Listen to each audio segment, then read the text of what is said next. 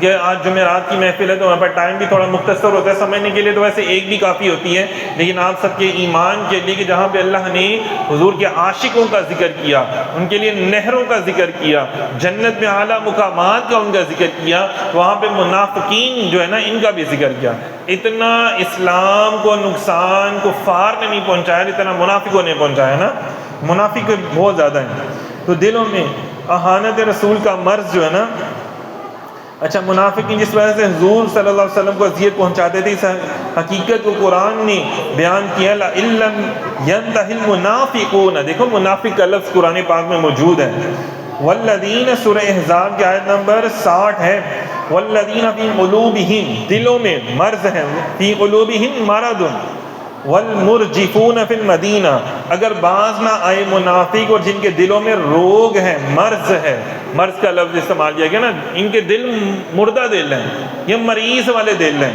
اور مدینے میں جھوٹ اڑانے والے۔ منافقوں کا طریقہ کار کیا تھا کہ جب بھی، جو میں نے ابھی بات بیان کی کہ حضور علیہ الصلوۃ والسلام اہل ایمان کو جہاد کی تیاری کے لیے کہتے تھے، تو یہ منافقین گستاخان رسول لوگوں میں وسوسے پیدا کرتے تھے۔ وہ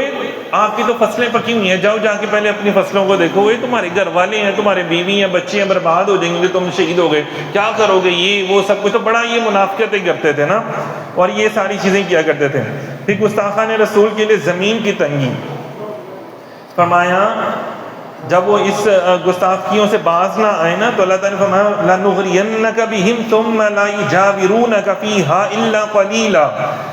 تو ضرور ہم تمہیں ان پر شے دیں گے، حوصلہ دیں گے، پھر وہ مدینے میں تمہارے پاس نہ رہیں گے مگر تھوڑے دن۔ مطلب یہ منافقوں کی ایسے اقسام تھی نا، یہ جو خود پرست ہوتے ہیں، مطلب پرست ہوتے ہیں، اور اسلام کو برا کہتے ہیں، اسلامی تعلیمات کا مذاق اڑاتے ہیں۔ آپ نے دیکھا نہیں جب قربانی آتی ہے، جب حج کا مہینہ آتا ہے، جب روزوں کا مہینہ آ جاتا ہے، جب بھی جیسے ایسے کوئی اسلامی تہوار آتا ہے، اچھا یہ لوگ اور کسی تہواروں کو برا نہیں کہیں گے۔ یہ ہولی جو ہوتا ہے اس پہ کیا سے کہتے ہیں نا، یہ انڈیا کے جو ہندوؤں کے تہوار ہوتے ہیں ان پہ مذاق نہیں اڑائیں گے، کیوں نہیں ان پہ بیمے بناتے آپ، مذاق اڑاتے؟ آپ عیسائیوں کے تہواروں پہ کیوں نہیں آپ مذاق اڑاتے؟ یار آپ مسلمان ہو کے حضور کا کلمہ پڑھ کے آپ مذاق اڑانے کے لیے اسلامی تہوار ہی ملتے ہیں، تو یہ پہچان لیں آپ لوگ بھی کہ یہی وہ لوگ ہیں جو منافق ہیں۔ جیسے ہی کوئی مذاق اڑائے تو آپ فوراً سمجھ لیں تو منافق ہے، تجھے تو اللہ نے جہنمی قرار دیا ہے، تیرے اوپر تو اللہ نے لعنت بھیجی ہے، وہ تو لعنتی ہے۔ پھر اس کو پتہ چلے گا ہے میں لعنتی ہوں، میں میرے اوپر لعنت، اللہ اس کے رسول کی لعنت ہے، فرشتوں کی لعنت ہے اس کے اوپر۔ آپ دیکھیں نا یہ لوگ بے چین ہوتے ہیں، یہ لوگ کبھی خوشحال نہیں ہو سکتے، یہ لوگ ہر وقت بے چین رہتے ہیں۔ زندہ دل کے ان کے ہیں، اللہ والوں کے ہیں، جو محبوب آپ سے محبت کرنے والے ہیں ان کے دل بھی زندہ ہیں۔ الا بذکر اللہ تطمئن القلوب، ان کے دل تو اللہ کی یاد سے ٹھنڈے ہوتے ہیں، مطمئن رہتے ہیں۔ محبوب جو آپ سے محبت کرنے والے ہیں، میں بس انہی کا ہی ہوں، قل ان کنتم تحبون اللہ فاتبعونی یحببکم اللہ، محبوب میں ان کا ہوں جو آپ سے محبت کرنے والے ہیں، جو آپ کی تباہ کرنے والے ہیں، میں ان کا نہیں ہوں، بلکہ ان کا تو شیطان ہے، یہ تو ٹھکانے میں ان کے جہنم میں ہیں سارے کے سارے۔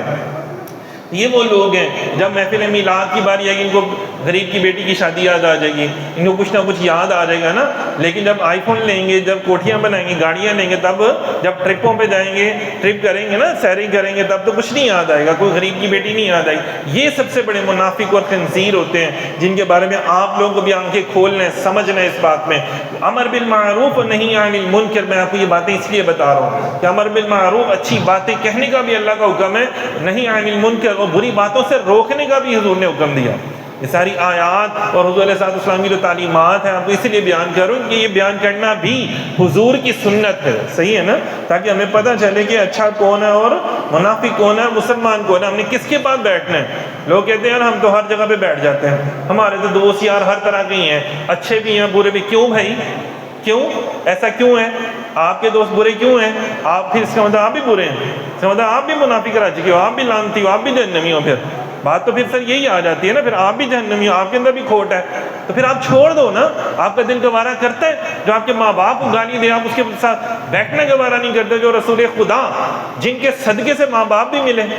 بہن بھائی بھی ملے، رشتہ دار بھی ملے، یہ جو آپ کو عزتیں مل رہی ہیں یہ سب حضور کے صدقے سے مل رہی ہیں۔ اللہ تعالیٰ کہتا ہے میں آپ کی شکلیں کب کا بگاڑ چکا ہوتا، پچھلی امتوں کی دیکھو شکلیں بگاڑ دی گئیں، آپ کی کیوں نہیں بگاڑی گئی؟ اللہ تعالیٰ کہتا ہے مجھے اپنے محبوب کی حیا آتی ہے، کیونکہ تم میرے محبوب کے امتی ہو، میں اپنے محبوب کی وجہ سے تیرا نہیں تیرے سائیں دا منہ ماردا ہے، مطلب اللہ تعالیٰ ہمیں کہتے ہیں تیرا نہیں منہ ماردا میں نے، تیری عبادتوں کا، تمہاری پڑھائیوں کا، تمہاری نعتوں پڑھنے کا، بیان کرنے کا نہیں منہ مارتا، یہ منہ مارتا ہے تو حضور کا صرف کہ حضور کے تم غلام و امتی ہو، حیا آتی ہے، میرے آقا نفاست پسند ہے، اس لیے میں تمہاری شکلیں نہیں بگاڑتا۔ یہ بھی قرآن پاک کی آیتوں میں شامل ہے۔ قرآن پاک میں گستاخ رسول کی سزا کیا ہے جی؟ ملعونین اینما ثقفوا خذوا وقتلوا قتلوا تقتیلا، سورہ احزاب کی آیت نمبر 61 بھی ہے، پھٹکارے ہوئے جہاں پائے جائیں پکڑے جائیں اور گن گن کر قتل کیے جائیں۔ اندازہ کریں یہ اللہ تعالیٰ حکم دے رہا ہے اس دور کے جو منافقین تھے نا ان کے لیے بھی۔